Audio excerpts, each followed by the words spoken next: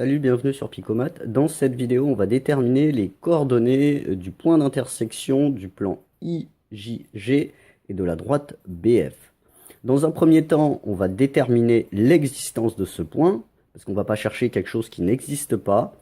Et ensuite, on va déterminer l'équation paramétrique de la droite BF, sachant qu'on a déjà ici l'équation du plan. Si tu n'es pas à l'aise avec ça, j'ai fait une autre vidéo à ce sujet. Et enfin, on va déterminer les coordonnées à proprement dit du point. Je vais prouver l'existence du point d'intersection du plan et de la droite en faisant un calcul de produit scalaire. Je vais faire un petit schéma pour que tu comprennes de quoi je parle. Si j'ai un plan comme ça, voilà, ça c'est un plan, voilà, qui va dans tous les sens, enfin, voilà, il est infini dans tous les sens, et j'ai une droite. Si j'ai une droite, mettons comme ça, voilà, tac, je prolonge, j'aurai un point d'intersection. Il n'y aura pas de point d'intersection dans un cas unique, c'est quand la droite est parallèle au plan. Là, j'ai une droite, là, j'ai mon plan. Si la droite est parallèle au plan, eh ben, il n'y a pas de point d'intersection. Comment est-ce que je vais démontrer que la droite n'est pas parallèle au plan?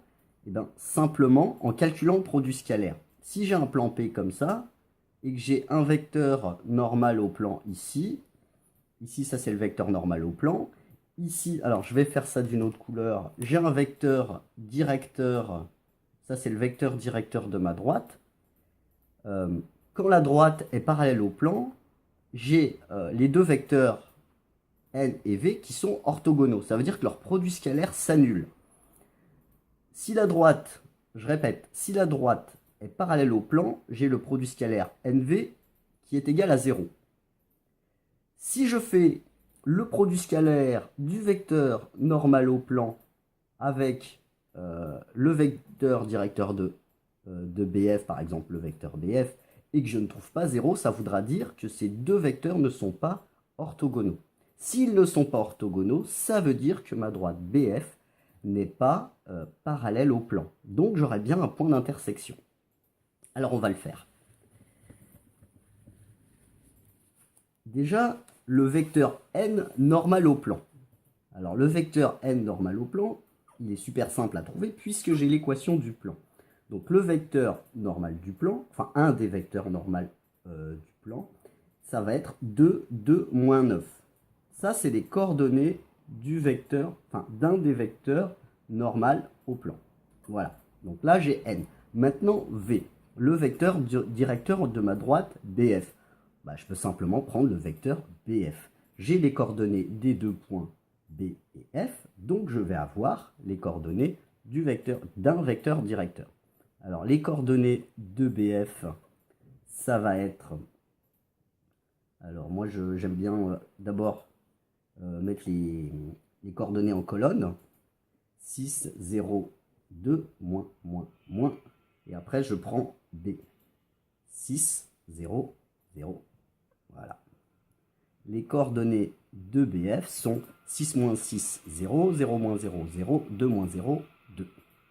Voilà. J'ai les coordonnées du vecteur normal, j'ai les coordonnées du vecteur directeur. Je vais calculer le produit scalaire. Il ne faut surtout pas que ça soit égal à 0. Si c'est égal à 0, ça veut dire que ma droite BF, elle est parallèle au plan. Donc je n'aurai pas de point d'intersection. Alors que dans l'exercice, on me demande de déterminer le point d'intersection. Voilà. Donc j'y vais. N scalaire BF, ça va être égal à x, x', plus y, y', plus z, z'. 2 fois 0 plus 2 fois 0 moins 9 fois 2. Ça, 2 fois 0, ça fait bien 0. 2 fois 0, ça fait bien 0. Mais là, j'ai moins 9 fois 2. Ça fait moins 18. N scalaire BF est différent de 0. Ça veut dire que N n'est pas orthogonal à BF. Si les deux vecteurs ne sont pas orthogonaux, au vu de mon petit dessin de tout à l'heure, bah, ça veut simplement dire que je ne suis pas du tout dans cette configuration-là. Donc, ma droite n'est pas parallèle au plan, j'aurai bien un point d'intersection.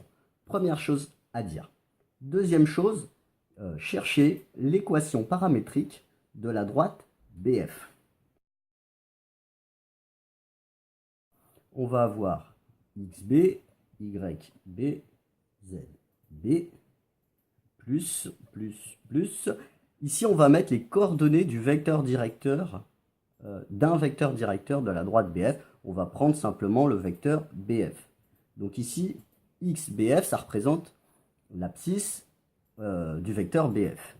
Même chose pour YBF, l'ordonnée du vecteur BF et ZBF. Avec T, T, T. Ça, c'est le cas général. J'ai mis B parce que voilà, il y a le point B et puis BF, c'est mon vecteur directeur. Ça, il faut voir ton cours si tu ne le sais pas. On va simplement remplacer par ce qu'on sait. On a dit tout à l'heure, on l'a calculé, le vecteur BF, il avait pour coordonnées, alors je vais le marquer,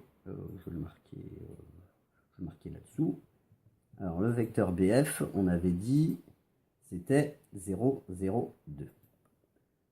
Les coordonnées de B sont là. Les équations paramétriques de la droite BF, ça va être x B6 plus... Alors après, j'ai juste à remplacer 0 fois t.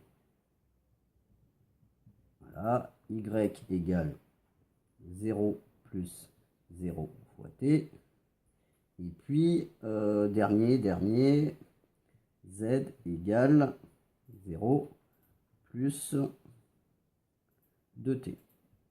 Voilà. Alors, si j'enlève les zéros qui servent à rien, x égale à 0, x égale 6, pardon, z égale à 0, je vais y arriver, x égale 6, y égale 0, et z égale 2t. Voilà. Maintenant que j'ai ça, eh ben, il suffit d'injecter ceci là-dedans pour déterminer t. Et grâce à ça, on va pouvoir déterminer les coordonnées du point d'intersection. Si je remplace dans l'équation du plan x par la valeur que j'ai là, y par la valeur que j'ai là et z par la valeur que j'ai là, je vais déterminer t. On y va. 2 fois 6 plus 2 fois 0 moins 9 fois 2t moins 2 égale à 0. Je résous et je détermine t. 2 fois 6, 12, moins 2, 10. Moins 9 fois 2, t, ça fait moins 18t. Si je le passe de l'autre côté, ça fait 18t. Et j'obtiens t égale 10 sur 18. Je peux aussi écrire, c'est une fraction, elle n'est pas irréductible, donc je vais la rendre irréductible.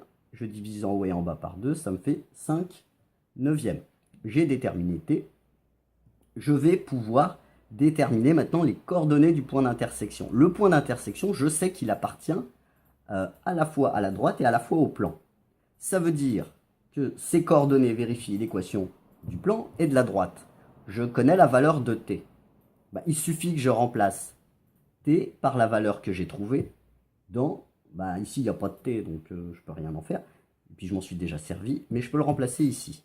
Ce qui va me donner pour le point d'intersection, pour coordonnées, il aura x égale 6. Donc, le point d'intersection, je vais par exemple l'appeler le point M. Alors, je vais dire xm égale 6, ym égale 0, et zm égale 2 fois 5 neuvièmes, ce qui me fait 10 neuvièmes. Le point M a pour coordonnées 6, 0, 10 neuvièmes. Voilà. J'espère que tu as compris. Si tu as des questions, tu peux les laisser en commentaire. Je te dis à bientôt sur Picomat.